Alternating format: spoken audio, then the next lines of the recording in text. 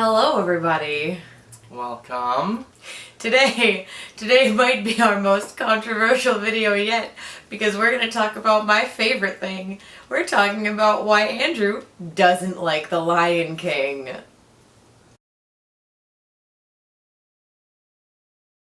Alright, so before we get too far into it, I want to say that I own a box set that is all three films, The Lion King 2, and Lion King 1.5. And it's in this box. And inside this box is a drum. And inside this drum is a little sleeve that has the first film on Blu-ray, DVD, and 3D Blu-ray, and I think there's a digital copy of it as well. And then there's 2 discs each for the other 2 movies that are on Blu-ray and DVD.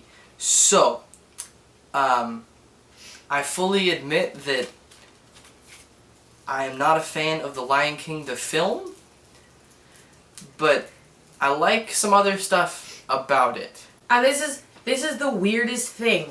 The weirdest thing about him. He does not like The Lion King. He will literally write it off as like the most overrated Disney film of all time. Which it is. But he loves everything else in relation to. He loves Lion King 2. Mm-hmm. He loves Lion King 1.5. Mm-hmm. I like The Lion Guard on Disney Junior.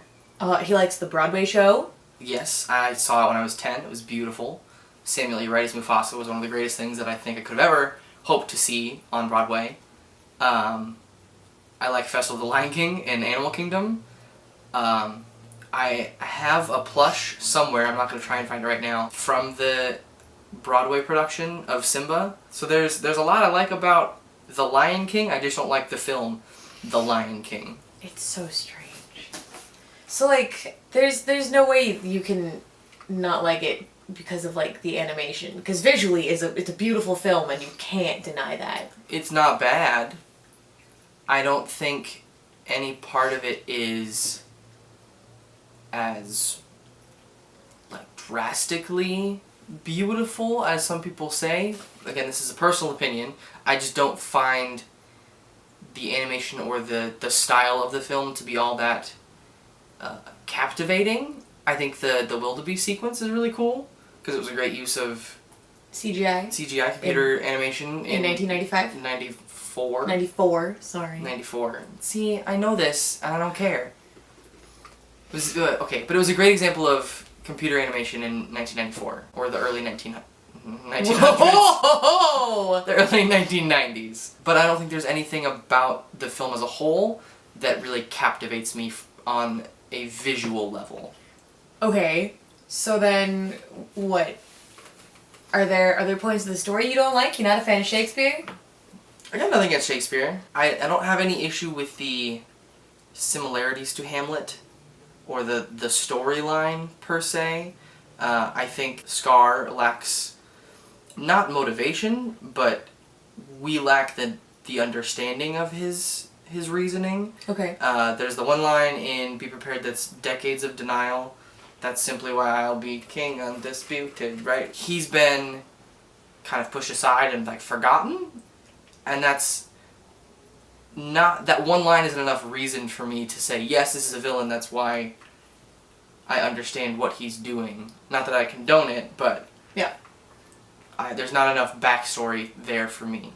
Which, you get more Scar backstory in the first 5 minutes of The Lion Guard than you get in the entirety of the 3 full-length feature films. I also feel like you do get a chunk of backstory in Lion King 2, don't you? You do get a little bit because of the whole Zira and Kovu bits, and Nuka. Oh, Andy Dick. but you don't, it doesn't necessarily validate what he did. Yeah.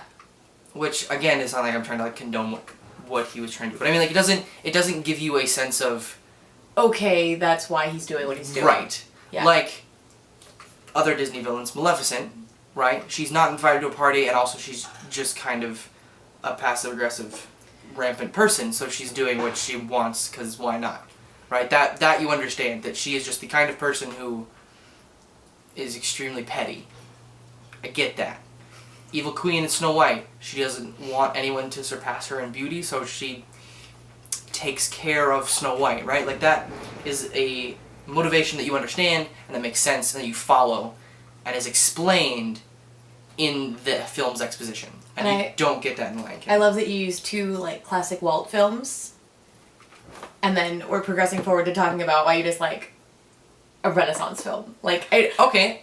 Understandable. It's funny. Yeah, I mean, because of the gap in time between right. I guess stories. I could use two other examples. Yeah. In Jafar and Ursula, who Jafar is a power-hungry, guy who is what's his title? Vizier. Vizier, but he's the consultant to the consultant. He's consulting He's the consultant to the Sultan, and he's never being taken seriously. He's not getting anything done that he wants. And then there's the whole weird he wants to be with Jasmine bit. That when he finally does have control of the genie, all of his 3 wishes are things that make complete sense. Yeah. Based on what's already happened in the film. Yeah. In the film. That you don't have to infer what happened before the film. Ursula, you do kind of have to infer what happened before the film. Yeah. But she makes reference to that was the line that things were different when I was in the palace. Yeah. And that there's a sense of, okay, so she at one point was living this life and then was pushed out for some reason. Yeah. Probably because she's a sea witch, but that is directly referenced by her in the film. So you understand why she's trying to get back at Triton. Yeah. So those all make sense, whereas Scar is just, he's the weaker brother. Beyond Scar as well, I know that you love Timon and Pumbaa. I do. So I can't ask you if it's a matter of, you disliking any characters, really. Beyond Scar, I feel. I don't really care for the hyenas. I don't know. Maybe having, the prominent hyenas was a little much, or...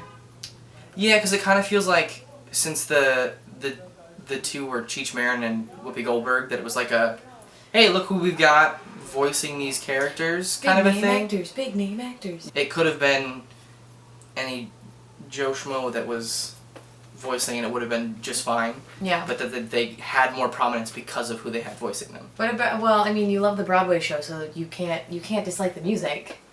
No, I love the music. Elton John did a fantastic job with the lyrics and the actual songs that people sing. And Hans Zimmer did a fantastic job with the score. So I have nothing against the music. I think the music is probably the best part and the only redeeming quality of that movie for me. There are some great songs, and then again in the stage show there are some even better musical numbers.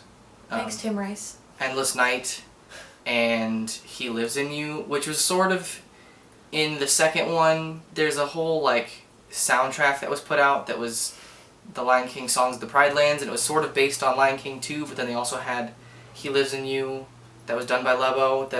It was a weird... They play that CD in World of Disney all the time. Yeah, it was... again, love the music. Weird way to put it all out there, but yeah, music's great. Love the music. Why don't you like The Lion King? I think I don't like it because of the fact that it's one of the more prominent films. And yes, this is very much a I hate it because the other people love it situation. But it's an okay movie. It's a good movie. It's not bad. There's nothing wrong with it. That's not an issue I have. My issue is that people take The Lion King as one of the first films that they saw if they're around our age, and they don't look beyond it for really good quality Disney films that have great story, great animation, great music, that there are other things that are not more deserving, but just as deserving that no one talks about. Yeah, that's true. And my personal favorite Disney movie is Meet the Robinsons, and I've said that before, and that's something that was, it was 2006, it was 12 years later, and it was CG, and it wasn't one of the most publicized Disney films. Yeah.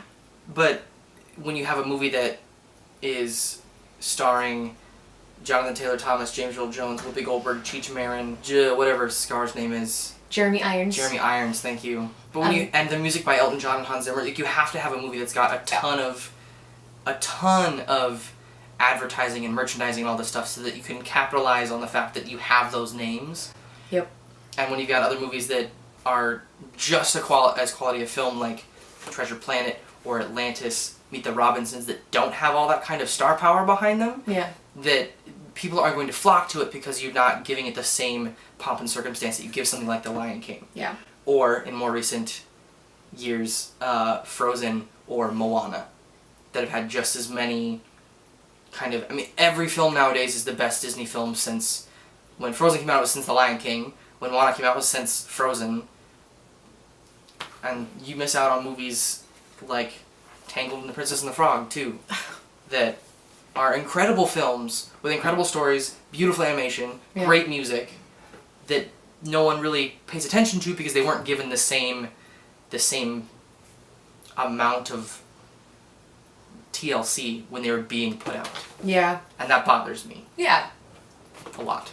I mean, The Lion King got its own parade in the parks as well. Yeah, we have it on VHS somewhere. A Disney-produced VHS tape of a parade that was only at Disneyland for a short period of time. Like, we're gonna talk about blowing films out of proportion. Yeah. I feel like that's being extra. It is, but then other films had their own parades too. Yeah, but none of them were filmed no, that's to true. the extent that this was and released on a tape. Yeah. Well, then you have Festival of the Lion King too, which was only supposed to be around for like 6 months, ended up being the #1 rated show on Walt Disney World property, and so it's been around for 14 years. Yeah. So, or how many years now? Like 18, actually. It was 14 years when I was there on the college program.